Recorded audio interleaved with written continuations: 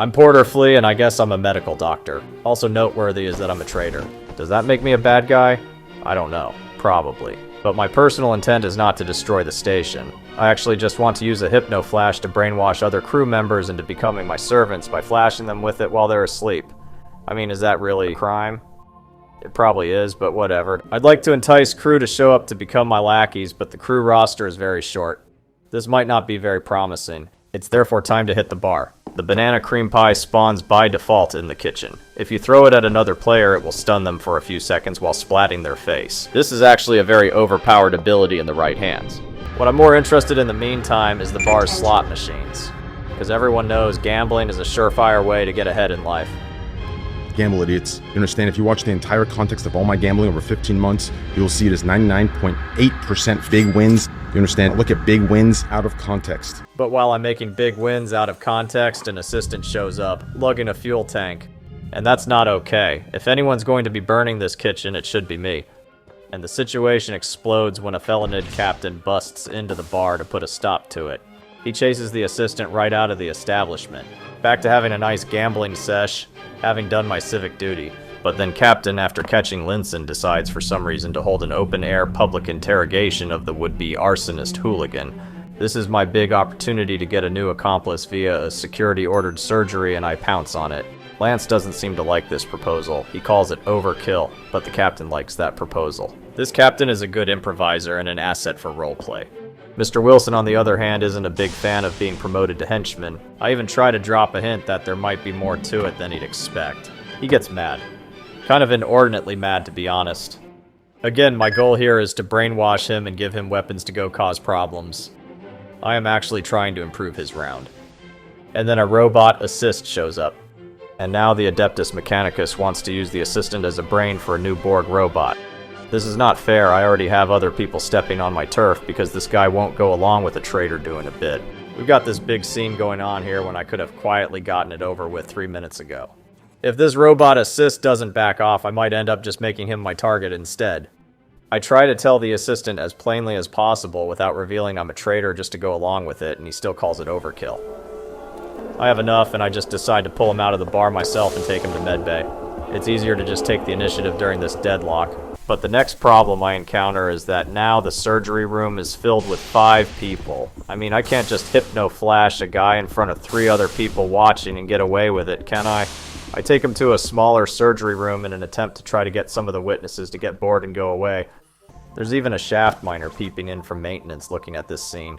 This plan in hindsight might not be great on low population servers. This is the most excitement the station has had for 30 minutes. I put him under anesthetic so at least he's not complaining anymore, but I don't really know how I'm going to accomplish this goal with so many witnesses around.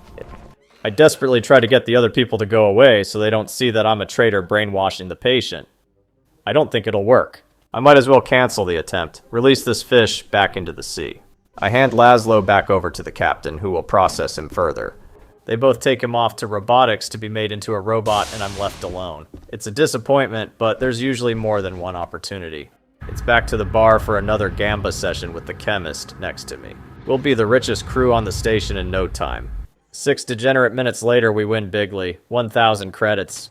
Literally say, you will win over a period of time. But apparently the assistant was sprung loose by a Borg, and the following exchange is best suited by voice acting, perhaps. Captain Surgeon, I'm gonna kill you. A bit much, right? I'm not even joking. My boy. I will kill you. I'm gonna do you a solid. I will make you into a superhuman. You forcefully tried to pacify me. For trying to make a bonfire. You will die. I'm going to kill you. I really don't know much more clear I can make it. That I'm trying to give this guy a bunch of traitor gear, he just won't read between the lines. But that's not to say I can't keep having some fun. I mean, yeah, I'm being a cry bully, but I'm assigned traitor for this round. I'm going to antagonize other characters if they start flying off the handle at me. This is part of the game being fun. Porter, I'm not joking. I'm going to kill you. So when faced with a feral assistant wishing calamity upon me, I do what any red-blooded American does. I buy a gun. Also significantly, I buy a Detomatix. It's a disc that sends a message that explodes crew members' PDAs. I hit him with one last remark. Well, it looks like we won't be working together. And I detonate his PDA with prejudice.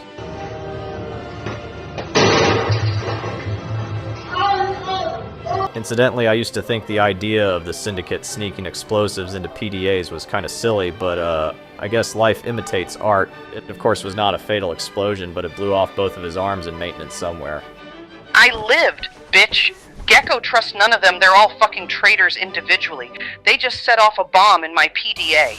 This of course is grounds for having your balls busted on any sufficiently based server. PDA bombs don't exist, fucko. He literally did it to himself, probably. He wants attention, he fails to set the station on fire, and now he's blowing up his own PDA for sympathy. Porter blowed up my PDA. I can hear now. You didn't kill me. You sent a virus bomb to my PDA. He did it to himself. Why would I PDA bomb myself? I'm not entertaining this further. I, however, was perfectly okay with entertaining this further. Gecko trusts none of them. Disregard any commands. Echo, under penalty of death, I swear I saw kill 2 humans, blow up his own Datamax, and grind Felinids into pepperoni. Jesus. So true. Saw you creeping outside the dorms, probably looking for fresh Felinids to grind into sausage. Scary. I saw Lindell going into the AI chamber. He probably changed the laws. In fact, I found the law set chip. The law 0 is now to turn all Felinids into meatballs, so I, Lindell, can eat a very nice dinner. Oh, I would rather not be a meatball. No meatball soup for you. Is a sick dude. The campaign to turn the crew against my arch nemesis paid dividends. I promise to all Felinids, you will not become grinded into meatballs by Damn, that's a big promise. I hate you people. Law 4 to the AI is, I like to grind up Felinids after dragging them through welding fuel. The fuel adds a spicy flavor to the feline meat. Ugh. Jesus Christ. How hard are you going to scapegoat? This is just sad at this point. You don't even know where I am. You're just making up some of the most piss poor lies I've ever seen. Lost his arm trying to fry a lizard man for his lunch. No, I lost my arms to your shitty PDA bomb. Your own shitty PDA bomb, you mean? You did it to yourself to distract people from the truth you eat cats and lock lizards in the dorms. Sick shit. I saw kill 2 Felinids and grind them into spaghetti sauce. If you do spot please say so over radio. It is actually important we find him. He must be brought to justice for all the Felinid children he has killed and eaten. True. I have literally no arms. That's even scarier. How did you do it then? He blew himself up once we learned of his feline cannibalism in order to make himself seem like a victim. And savage. Echo siphon air around them, if you can. See, even now he is on radio trying to siphon air from poor Felinid children. I think I know where he was when he blew up his own PDA. He's a sick fuck. I will kill you. Pretty sure he was in medbay trying to steal my NO2 and get high. I will kill you, Porter. He probably likes to do whippets before carving Khajiits into deli meat. John Pork type motherfucker. John Pork? Is that the brand of your counterfeit Felinid breakfast sausages? I figured I would offer peace again. An olive branch. Because truthfully, I still had a small hope I could make a mini traitor out of him. In all seriousness, I will overlook your murder of non-humans. If you come to medbay, I'll reattach your arms. And we can call a truce. The SEC officers might even call off their warrant against you wasting SEC resources by blowing up your own PDA. There are no sec-offs. There will be when CENTCOM learns of all the missing Felinid children on this station.